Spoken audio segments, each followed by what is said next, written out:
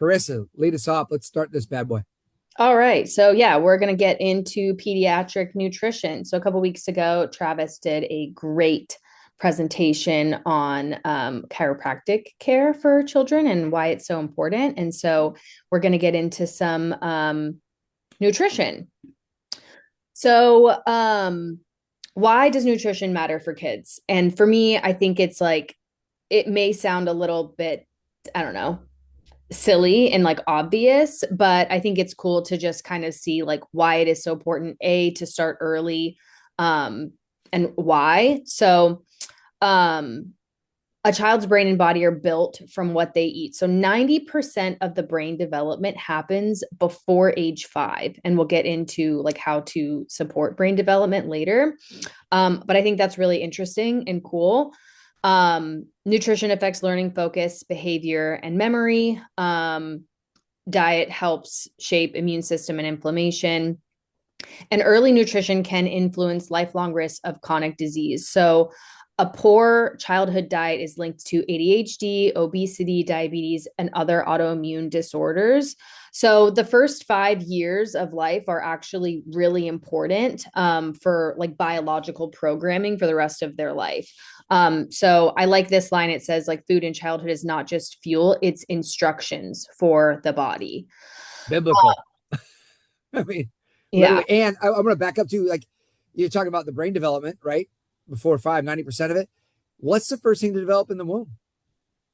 Nervous system. Yeah. Like, this is where nutrition actually starts when? Preconception, then Mhm. conception. I mean, honestly, and now we have a small child that's coming into the planet. And by the way, who makes the best nutrients for their child? Mom. Yes, mom does. Mhm. So this idea of us putting on formula and everything else. Now, listen, I get the idea of having to breastfeed and all that kind of stuff. It was really tough on me. No, I'm kidding. I didn't have to go through that, but understand what's going on. Honestly, at the end of the day, you have everything genetically perfectly required that your child needs to add in. Let me add in this. Um, to require that child needs to growth and to grow and develop. And so to me, it starts right when conception happens. So, Karissa, let's keep rocking with this. I love this information already. Kind of diving right down the right into the exactly what we need to talk about when it comes to Yeah. children. Um, so yeah, we will get into the typical daily diet of a child in the United States. So for breakfast, they're and like, as we're talking, I'm just like, a lot of people will be like, oh, for the first food your kid tries, have it be Cheerios. And it's like, no, why would you give them Cheerios? Like, that's such a crazy, but it's because we can get into all the, just Advertising, marketing. marketing stuff. But like that's not fuel, it's sugar and it's glyphosate and it's gluten. But anyway, whatever. I digress. Let's get back to the slide. So what's promoted and what's normal is a sugary cereal. I ate that for breakfast growing up. Like that's what I was told to eat. Uh Yeah, hey, the best part was when we had breakfast for dinner. Remember those days? My parents would make breakfast for dinner. We'd have pancakes for dinner. And I'm like, oh my right. God, how cool is this? Sorry, Right. anyway, go ahead. Yeah. So pancakes, toast, yogurt, pasteurized milk, orange juice. And like if you just I mean it's just sugar. It's just sugar and Yeah. carbs, and you wonder why they are super jacked up and then crash at, Yeah. 11 a.m. But then when they crash at 11 a.m. at school, we're going to have some pizza, chicken nuggets, burger, sandwich, fries, again, some pasteurized milk, maybe some chocolate milk, maybe some strawberry milk. Just again, carb load, zero nutrients, Wait, literally. really quick. How do you get chocolate milk? It's from the chocolate cows, right? And then the Yeah, strawberry milk's from the obviously. strawberry cows. Okay, good. Just making Yeah. sure. It's a sugary syrup mixed with milk. Yeah. Then maybe they come home, an afternoon snack is something packaged, crackers, chips, fruit snacks, a granola bar, cookies, whatever.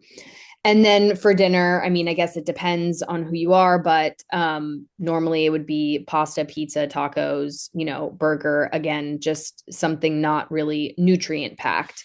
And then drinks throughout the day, maybe Gatorade, soda, again, some flavored milk, juice, pasteurized milk. So these kids are just getting annihilated with Yeah. sugar and Yeah, zero. you think about that. That's that whole day, right? Think of how much sugar that truly is for that child. Right. And what's Yeah. that doing to the developmental impact of the child?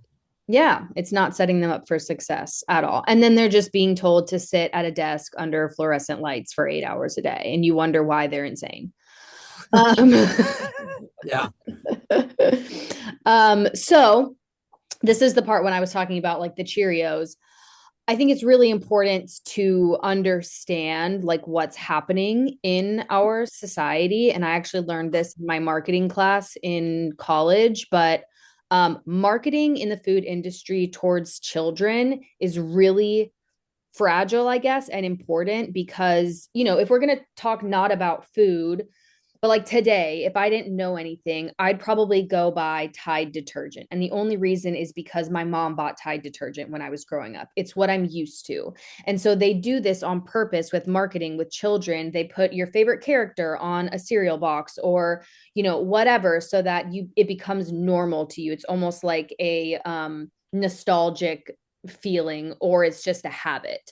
But these kinds of foods that are being marketed towards children have so much sugar in them. So I have some percentages for different kinds of snacks marketed to children. So infant and toddlers, we're talking about like packaged baby foods, maybe those little squeezy things.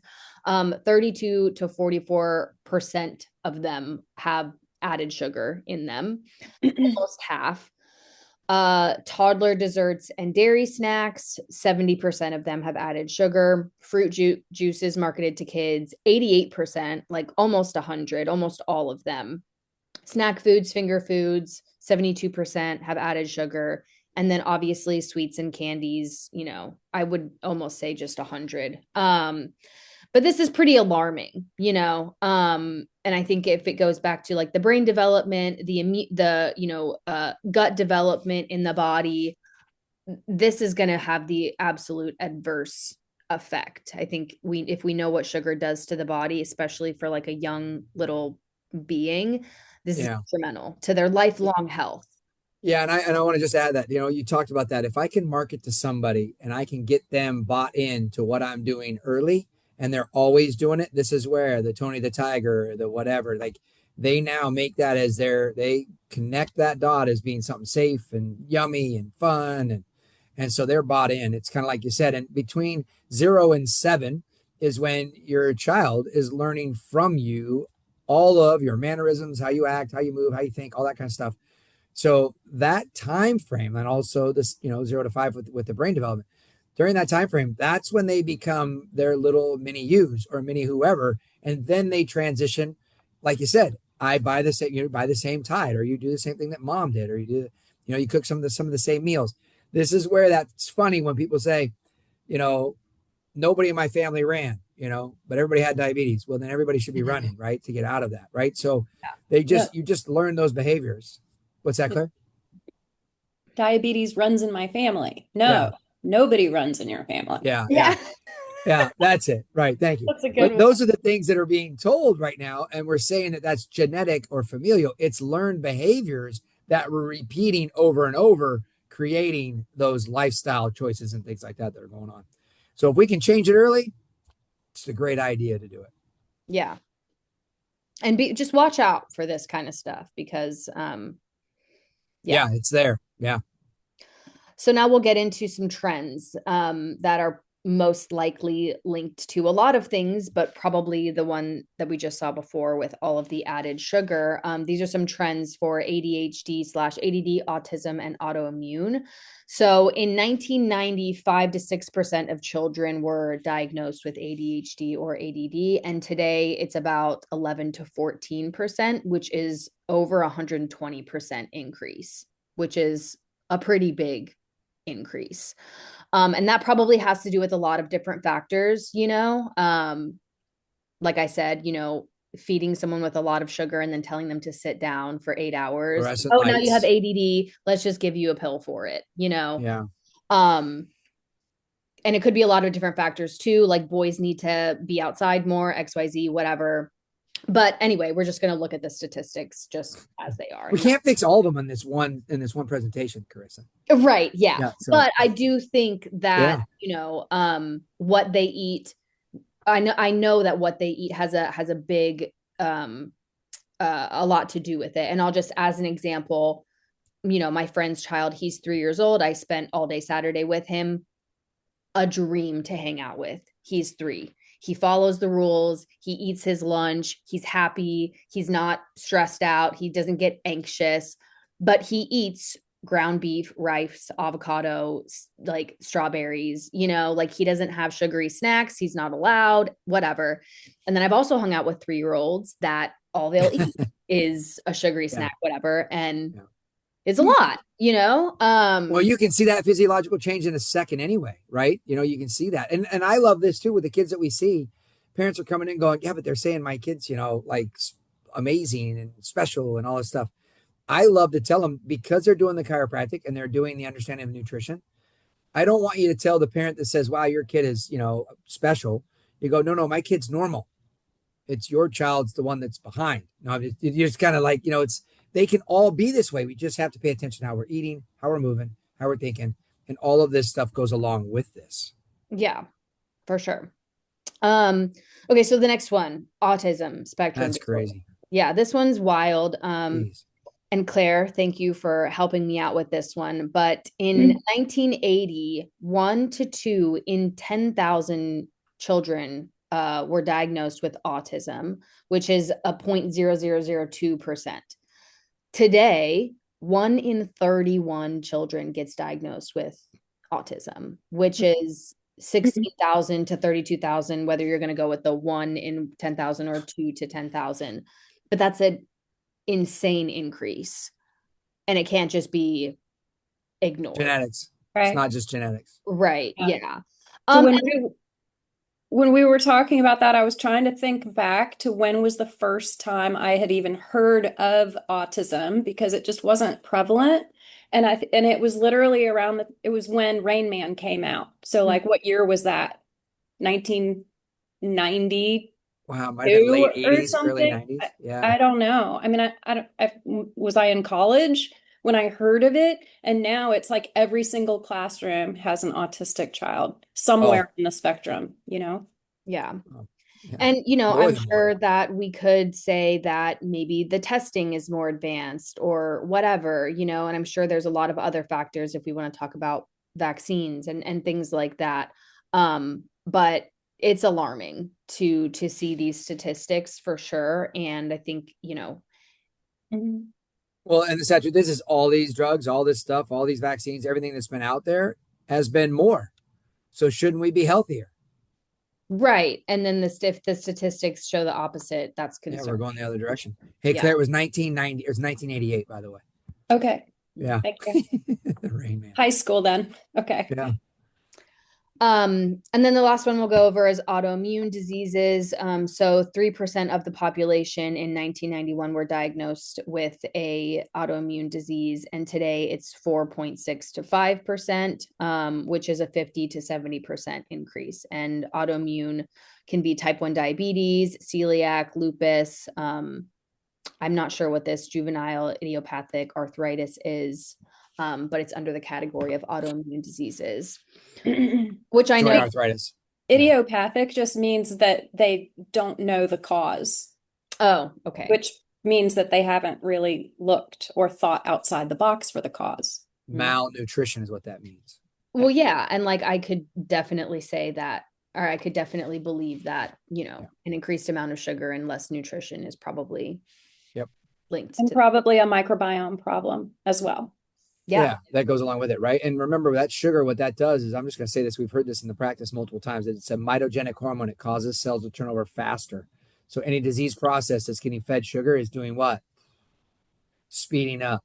So when you see something that's short and you have a little bit of an infection and then you give it more sugar, it just ramps that up and feeds it even more. So not good. Yeah. Okay. So, just kind of like an overview of what we just went over. In the reality today, most kids consume a high amount of processed foods. They are eating a lot of sugar. They have a lot of gut problems, and nutrition education can help families make better choices, which is what we're going to transition into now. So how do we stop this? What is going on? So here are some, and like to me, yeah, like this is like pretty obvious, foods that help support the brain, growth, and the immune system. So every single day, a child should get all of these things. So fruits and vegetables, a color variety of them, protein, eggs, fish, chicken, beef, yogurt, nuts, whole foods and whole grains. Healthy fats are really important, especially for small children. So avocado, grass-fed butter, olive oil, nuts, seeds, and then water and raw milk. So would not feed a child pasteurized milk, probably only raw milk or water, no sugary drinks, sodas, whatever. Like to me, it's just not necessary. They don't know what it tastes like. Yeah, not yet. Yeah, not yet. Not yet. Yeah. So yeah, limiting ultra processed foods, added sugar, and sugary drinks. So here are some excellent protein sources. These are essential for muscle growth, immunity, and helping kids keeping kids full and focused. So when we're talking about, breakfast and not having a sugary cereal in the morning, like some eggs for breakfast, maybe some yogurt and some fruit, like something to keep them full and nourished and alert and helping their brain develop would be great options. Getting some grass-fed chicken, grass-fed meat, fish, beans, lentils, to help support the body and development for growth. Yeah, I never ate lentils when I was growing up, and now we do them on a regular basis. They're really good. So it's not even that big a deal. Just trying to get some of those taste buds or get them into adding in different foods that they've never eaten before. And Yeah. what a great time when they're little to where they don't really have, I mean, they're creating those taste buds. They're creating some of that likes and dislikes. You give them something really sweet, you give them something that's bland, they're going to be like, I'd rather do this. And I think that's a really important thing to note is that, like I said, if they're small, they don't know what a Coke tastes like. So why would you give it to them? They're not missing out on anything. Why would that be the first thing that they try? Rather something like this that's going to sustain them. And they like the way that it tastes, I mean, Sure. I do. So yeah, starting young is really important. Healthy fats for brain development. So the brain is made largely of fat. And I think that we saw, 90% of the brain is fully developed by age 5. So it's really important to make sure that they've got these healthy fats to support the brain. So avocados are a great source, olive oil, nuts and seeds, fatty fish, or, maybe a fish oil if you can't, and grass-fed butter. So don't be afraid of these fats for your kid. They need them for growth and for you too. Yeah, moms and dads, everything you're going through, you need some help too. But anyway. Right. Yeah. Okay. And fiber, really, really important, for digestion, gut health, and blood sugar control. So some excellent sources of fiber, fruits, vegetables, beans, like you talked about, and some whole grains. So like oats. So this is going to help with digestion. It feeds gut bacteria, and it's going to help stabilize blood sugar, so they won't really have like blood sugar drops. So yeah, these are going to be really important for them on a daily basis. And I've heard for, any tips and tricks, some kids like don't really want to eat vegetables, but I've heard if you just cut them up and put them on the table and don't say anything, they're probably going to get eaten. I don't know. I just heard that. I haven't tried it. I don't have a kid, but they're going in their mouth. don't That's make for it sure. a thing. Yeah, a little kid, it's going in their mouth. It may come back out, but it's definitely going to go in. They're going to Everything's be going in their mouth. interested, Yeah. It beats eating a marble. All right. So just let them eat some blueberries. Try that. Right. So I apologize. This slide is a little small and I couldn't really get it to make it bigger for me. But why is gut health so important? So the gut and brain, it's called like Well, it's called the gut brain connection. So your gut is like your second brain. It influences mood, focus, and behavior. And so if we're going back to, the slide with sugar, if you think about the gut being disrupted, it's going to affect your mood. If you don't have proper digestion, et cetera, it's going to affect the way that you behave, your mood, circadian rhythm, XYZ. So it's really important to support the gut. Also, about 70% of the immune system lives in the gut, which is huge. If your child, I think you said at age 2, at what age does the child's digestive system like develop? Isn't it? So what ends up happening, right, is they have a leaky gut up until, because they need to get larger proteins through that comes from mom's breast milk. So the leaky gut is there till probably around 2.5, 2.5, 3. It starts to seal up. So those large proteins aren't getting through. And so that's when you start to get the gut starts to heal, starts to actually really mature. But at that time, during that younger, in those first couple of years, they need to get those large proteins through to help with immunoglobulins, to help with the immune system and upregulation of the whole digestive or the whole immune system upregulation. Right. Okay. Thank you So for yeah, that. that's when it kind of seals up around 2.5 or so. Yeah. Um, okay. And so the gut microbiome can help regulate inflammation, disease risk, obviously helps with immunity. And the gut health determines how well a child can absorb nutrients, minerals, and proteins for growth. So if they don't have a good microbiome in their gut, they're not even really going to be able to absorb the vitamins and minerals and proteins from the food you get them that they're going to eat. So really, really important, again, to start supporting this early for your child. Yeah, so important. Yeah, so a gut imbalance is linked to digestive problems, allergies, behavioral challenges, and increased inflammation. Yeah. And So, this is where too, I just want to add something. And this is where too, you start thinking about this. This is the child that's having these problems. We see this in adults having these same problems because what ends up happening after that gut gets sealed, they get so much toxicity and they don't detoxify properly that they end up creating a leaky gut and having these same problems show up later on in life. This is where it's a great time for you as a family to not just fix the child, fix you, get you moving in the right direction. Just, they're watching and learning everything you're doing. So if you're drinking a diet soda or, adding in a Twinkie here and there, they're going to see this stuff and think that that's a natural, normal behavior. mm-hmm. Why Yeah. wouldn't you just try to be healthier? Right. Right. Well, on that note, we're just big kids, and Careful. I can't, I can't speak because I don't have children. I haven't come up against this problem before, but I've heard parents say, the kid will just eat um bagels. That's all he'll eat. Only eat. Yeah. And the mom's just like, well, at least he's eating. And I'm like, how would you feel if you just ate bagels? You'd probably feel awful. Wow. Like, why do you think Nice. that he's not well behaved? Like, he feels like crap. He can only eat bagels. Right. Their body is so stressed that all of a sudden they get a little bit more stressed and they're what? They blow up. Right. That's Right. that perfect storm that we talk about too. It just gets to the point where they can't really even understand it.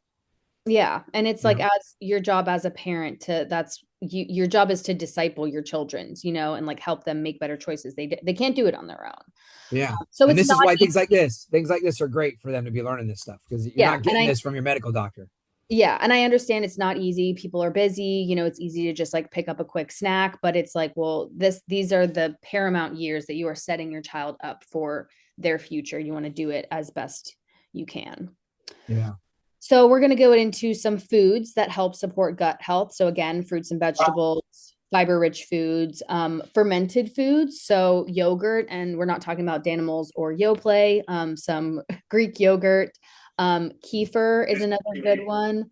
Maybe some pickles. There are a lot of other fermented foods. I don't know if they'd eat, sauerkraut, or things like that, but just getting some fermented foods in there. And then, just whole, minimally processed foods. Yeah. I'm going to say something real quick. If anybody has any comments or stuff, there's a chat down there. If you want to add a comment or a question, you're more than welcome to. We'll have an open mic where you guys can go ahead and chat afterwards. But for right now, if you just have questions, just fire them over here on the side. Claire, say hi on your chat so you can let people see where they're at. No questions. Go ahead, Chris. Keep going. And so now we're going to talk about some supplementation that you can take to help your child with some probiotics. So this is a Premier brand probiotic gummy. It has the strain Bacillus subtilis, which is DE111, and it is to help support the gut bacteria. So this is a gummy. Kids love the way that it tastes, and it's not really high in sugar. It's made from real fruit, and a great thing to help, if a kid's having, some gut dysbiosis. So it can help with bloating, gas, irregular bowel movements. It assists in helping break down food, helps with the immune system because it is helping repair the gut. It has probiotics and prebiotics that help good bacteria grow and stay alive. So we love these in the office. It's been a big hit in the office. I Big can't keep a hit. bottle open for snacks. It is. Yeah. Is this Travis. different? Is that different than the Fruit Buddies? No, it's the same formula. They just changed the name. Okay. Okay. Yeah. But they cannot eat these like candy because they won't feel good. Oh. Wait, hey, Sam, is that right? How many of you had in one day? Like 8, maybe 9? And no. I made it to 11 and then it started to hurt. Yeah. So anyway, this is a really good one. We also have Immuno GG SBI powder. And you guys know about this product more than I can, for, how to use it for a small kid. But again, this is going to be really helpful for, the digestive tract, helping support the immune system and repairing the gut barrier, allowing the body to digest and absorb nutrients.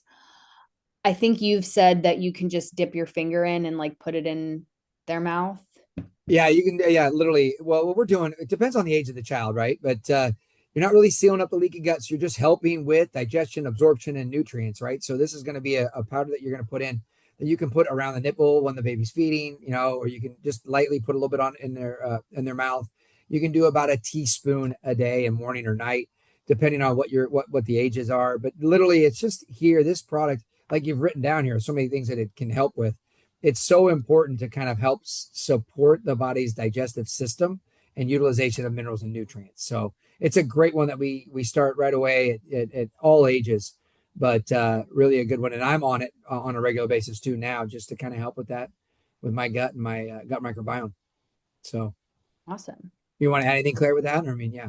Well, I just wanted to say that it's kind of become like our number one for anybody with autoimmunity, because what it does is it mops up the lipopolysaccharide inflammation in the gut. It just gets produced when there is a lot of inflammation from many different sources. And so like for kids, this would be really appropriate for someone who has eczema, or someone has, any kind of skin rashes or allergies, because the skin is a window to what's going on in the gut. Yeah, perfect. So the last one is IAG, which I know is another really popular one in this office. And I believe, do you guys use a liquid of this? No, there's no liquid one of this. There's no liquid. No. Yeah, because we have that liquid multivitamin that we use though for kids. Oh, okay. That's multi. That's what we use. Yeah, not this. But anyway, this is also a really good gut health / immune support product that I know you guys use a lot with a lot of the kids in the practice. Yeah. This one is very nice for kids because it's just a powder that you mix in water and it doesn't taste like anything at all. And it mixes up like totally clear so they don't even see it. And it is good for general immune support. It's got large arabinogalactans in it, and it's like an upregulator to the immune system. It helps with increasing the natural killer cells. So it helps with any kind of like respiratory infection or cold or flu. It also helps with headaches. You might get that weird kind of headache on that first day when you're starting to get sick. So that's how I think of that product. I mean, it's good for adults. You would just use a smaller dose for a child. Yeah, and it's going to be always upregulating. That's what's great about this. This is always modulating the immune system to drive it to be stronger. And this is something you can use long term too, or get more aggressive with as we have like more infection signs or start to show up. Yeah, awesome. Okay, so also keeping your kids hydrated.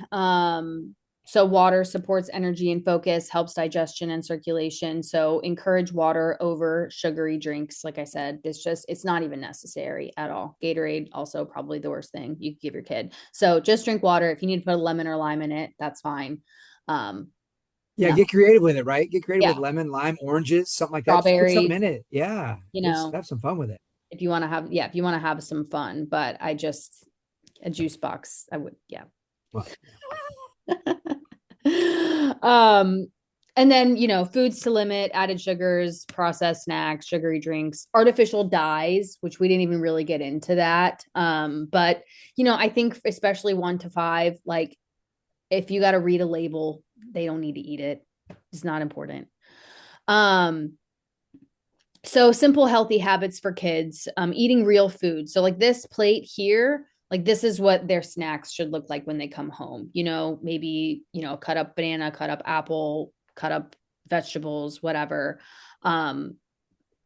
Making sure they're drinking a lot of water, encouraging physical activity, maybe playing some sports, making sure they're getting outside with their friends, and eating meals together as a family. I think that can also kind of help create routines. I know like I said, everybody's busy, but having them sit down with the family, whether they're eating something else than you guys are, but it just creates a place where only they can focus on the food they're eating. They're not distracted by whatever. This is the time that we eat and we fuel our bodies, and then we can go play later. wow. Looking at that picture right there, that literally is how I grew up. Nowadays, though, when you see people out to eat, it is literally this. I mean, they're not even looking at anybody else. It's Yeah. so like we are so disconnected from what really we need to be doing as a community, as a family, as that organization, that biblical, like, let's sit down, let's knock, let's have the time, spend this together, and really, how was your day type stuff. It's Well, just one and of those things. also like to your point, I don't know if you've heard about like YouTube kids, but if you're watching something on TV, like that's, giving you quick dopamine, and it can actually long term be really detrimental because yeah, you may eat dinner while you're watching YouTube, and then you're not having a receptor that says, "Oh, I'm full." So you're just going to keep eating because you're so distracted by what you're watching. So if Yeah. you teach that young, it's just, and like some kids, they can't even eat without it now because they're so used to it. I can't sit still for 15 minutes to eat dinner. Learn Well, total. baby Einstein was the original digital babysitter. So, and those kids are all just entering college right now from Wow. when baby Einstein came out. Yeah. So anyway, yeah, there's a lot of information, a lot of stuff going on. Go ahead, Chris, keep going. I'm sorry, but This Chris, is the feel free to last continue. slide. So Oh, good. All right, well, good. wrap Well, up. let's turn this off. Let's go into our group here real quick. Honestly, I like there's a lot of information, and it seems a little bit overwhelming. This is what's great about this too. You talked about planning simple habits and foods for kids and stuff. Claire is excellent. This is why you can have somebody like a resource like Claire, myself, any of the docs. It's easy to figure out what we're going to do to fix this. How do we stop sharing that screen right there? How do we get that? Oh, here. There you go. Yeah, okay, perfect. Uh, Um, can I share my screen? Sure. oh, can you? Of course. Yeah. Yeah, please do. Yeah. So everybody who's in this Zoom call is in the program. And remember, we have that health A to Z. Are you sharing it right now? I'm trying. Okay, go ahead. Hang on. I think it's this one. Share. So can you see that? Is that working? Yep, there you Yeah, go. okay. So in the program, if you go on the left-hand sidebar and scroll down, there's the Health A to Z directory where we've uploaded lots of handouts. And those are for people who just want to kind of search by topic and find some more information to kind of read on your own. I've put a lot of information in there, things that, I might print and give as handouts when we do our one-on-one consults. So anyway, this one is our Superfoods for Children handout, which gives some ideas about different kinds of foods that you may want to suggest to your kids. Like, people are giving hummus and maybe guacamole sometimes, but have you thought of giving tahini? The ground sesame seeds might be a different choice that's good taste, and it's good to support white blood cell and red blood cell production. And that just, so that's a good handout that I would love if more parents could make use of, to maybe give some more mature foods or more traditional type foods to their kids. Also I can't remember if it's the children's section or the eczema section, but we have this handout. It's like a long list of different kinds of supplements and natural strategies for dealing with eczema, and maybe some things that you hadn't thought of before. But it's got some reminders in there about some of our favorite ways to support the microbiome and to help with little kids' detoxification. Like you might wonder, like, why do kids need help with detoxification? Well, because they're more sensitive than adults are, and they have this continuous influx of vaccinations and, all kinds of preservatives and things in our food. So anyway, there's that handout that's available as well. And then there are other topics that are in the Health A to Z, like constipation, also focus and ADHD. So there are certain common things we see with children, like it might be a tummy ache, it might be constipation, and we have some favorite supplements that we like to give for kids. So if anyone has particular interests, remember to go back there and use that as a resource. And then, of course, you can always send an email to us and reach out if you want more personalized support. Yeah, or you're stuck or have ideas and stuff like that. Yeah. Yeah, we spent a lot of time working on this stuff. This is actually, the program is got a ton of information in it. But just some simple things though that we want you guys to understand is it's always there and available, like just to have us to kind of reach out to. But I'm going to open this up. Is there any questions? Travis, Sam, we've got a couple other people on there. If I don't know, iPhone 59, I don't know who that is, but if there's any questions or anything you guys have comments on, now's the chance to ask us, and then we'll check out here in just a second. But if we're good, anybody have anything? Anybody, any comments or anything like that? Karissa, by the way, great job on the slides. I mean, honestly, there's so much more information that we could go over. I mean, there's just so much to it, right? But I do think that having that kind of, and by the way, the numbers were shocking when it comes to what's happening with our kids and the society that we're moving into, because it's mind blowing that what's happening with all of the state of the art medical facilities, doctors, immune modulating vaccines, and everything else. What is happening to our population? I mean, honestly, you would think we've got to wise up and figure out that it does matter what you're putting in the body. It can't just be looking for the next vaccine or drug or something to come along to fix all of these conditions.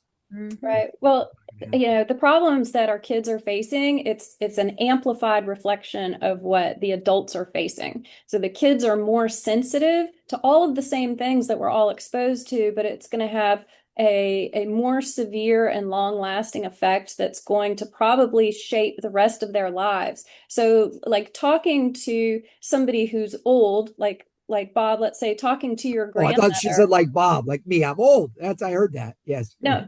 Talking to your 101 and 11 months grandmother. Like she had the best developmental years. She lived on a farm. Yeah. She had fresh raw milk. She had fresh garden food. She had lots of fresh air. She had lots of connection with friends. And she grew into a very healthy woman with longevity, and it shows in every part of her life at 101, almost 102 years old. So it's wonderful talking to her. And then, our generation, oh, isn't she beautiful? like, and even, our generation, like we had good foundational years. Like GMOs did not really significantly come into the food supply until we were in college. And Yeah. so during that time when we were so young and our brains were forming and our bones were forming and things that were going to last us the rest of our lives, like our ability to connect to people was much, much better than what the kids today are facing because they have always had GMOs and always had high glyphosate in their lives. And they've always had a disrupted microbiome. And they've always had cell phones and tablets and computers and lived their lives indoors, which we never did. Right. We were always out. Yeah. Always traveling, riding bikes, friends' houses. Yeah. Yeah. So, um, so they're more sensitive, and I feel like we have to be these days more intentional about building that resilience that's going Yeah. to make for a strong, healthy person, with good gut integrity and a good immune system and, good immune tolerance. So that if you have good immune tolerance and you don't have to be so selective about, avoiding the peanuts and avoiding this and that because you might have an allergic reaction to it. Like your immune system should be able to tolerate certain things and distinguish between what is self and what is not self, like what is harmful and what is fine to be in your environment. Yeah. Love it. I mean, honestly, yeah. So, and on that note, honestly, I think that's kind of a good way to wrap this up. We gave you a lot of good information about how and why and what's going on, the studies and everything that's going on. Now, take that next step. Start eating real food, real plants, real vegetables, real fruit. Start eating that more and add that into your lifestyle. Put a bowl of grapes on on the countertop when you come home, so the kids are snacking on that versus M&Ms or something else. So start just playing around with this stuff. I love when we buy a big thing of blueberries. I just rinse them all and set them all and put them in the fridge, and I just nibble on those every time I get home. So little things to just start getting you in a better direction, so you're taking care of you and your family. Hopefully this was beneficial. We appreciate you guys coming out and paying attention, and then of course comment if you have any questions or you want to reach out to us or have anything you want to discuss. We're also looking for topics, so if people have any ideas or things that they want to talk about, they want to discuss with this panel here, you're more than welcome to reach out to us and let us know. And I'm going to go ahead and stop the recording, let you guys bounce off. I'm going to keep the rest of you guys on here for a second, but thank you guys for being around. Thank you again for doing this, Karissa. Great job. And we'll let you guys know in 2 weeks, we'll do another Zoom meeting. So looking forward to it. Thanks again.